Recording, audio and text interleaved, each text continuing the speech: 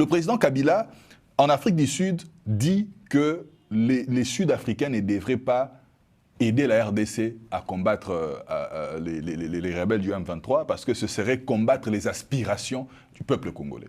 Je ne sais pas si on est tombé par la tête ou comment.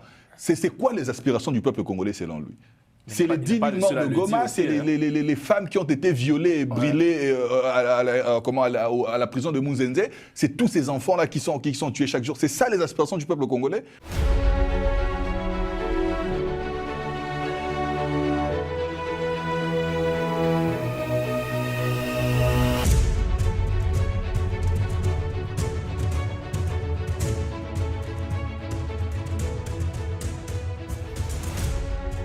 Bonsoir à tous. Jusqu'où ira Joseph Kabila? C'est le thème de notre débat du jour en compagnie de Guy Mafimba, analyste politique. Bonsoir. Bonsoir, M. Karid. Bonsoir, merci. Amon Mavinga, politologue. Bonsoir. Bonsoir. Le docteur Ben Luther, enseignant à l'université Paris-Nord-Sorbonne et consultant. Bonsoir, docteur. Bonsoir, Carlyle. Et Christos Mukendi, acteur politique, président de Congo Prospère et grand, le CPG. Bonsoir Christos. Bonsoir. Bienvenue à Paris. Merci. Vous êtes là venu à l'occasion du concert Solidarité Congo. Oui, concert de solidarité, mais également une conférence sur le Congo qui sera organisée le 28 à l'IFRI. Donc, on essaye de maintenant être les propres historiens de ce qui se passe chez nous, parce que longtemps, les chasseurs ont régné. En tout cas, c'est un plaisir de vous accueillir sur ce plateau. Monsieur, comment vous avez accueilli ce retour de l'ancien président Joseph Kabila du côté est de la RDC, Amon Mavinga? Écoutez, pour l'instant, nous savons que M. Joseph Kabila avait l'intention de revenir dans la scène politique. Et maintenant, quelles sont ses intentions? Peut-être nous aurons l'occasion d'aller en profondeur tout à l'heure. Mais moi, ça ne me surprend pas qu'il revienne en politique. Ceux qui pensaient qu'étant devenu sénateur à vie, qu'il n'allait pas revenir, ils n'ont pas bien fait les analyses des signes des temps.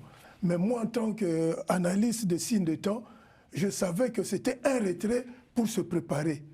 Parce qu'en fait, en étant sénateur à vie, il se disait à un moment donné, je peux revenir et voir si je peux encore être candidat aux élections. À un moment donné, ça s'est posé. Il y a eu même des voix discordantes qui disaient Kabila ne sera pas candidat aux élections présidentielles, mais je pense qu'une bonne partie des jeunes PPRD le disaient clairement qu'il a le droit de se représenter aux élections présidentielles.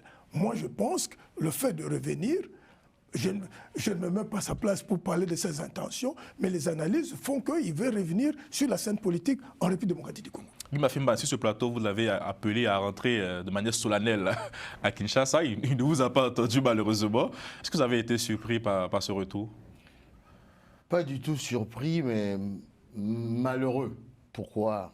Parce que pour 2 ou 3 raisons. Première raison, toujours sur votre plateau, j'avais eu à dire que pendant 18 ans, l'ancien chef de l'État, Joseph Kabila, était le vassal du Rwanda.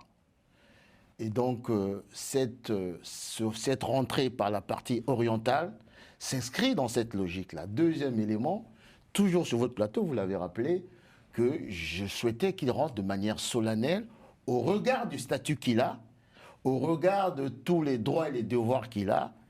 Il fallait qu'il rentre de manière solennelle. S'il se reprochait de rien, malheureusement, on va y revenir, il est rentré. Et troisième élément, je crois que le plus important, on ne se rend pas compte, bon, moi je suis du Congo-Brazzaville, et en préparant votre émission, je me suis rendu compte que c'est comme si l'histoire est en train de bégayer.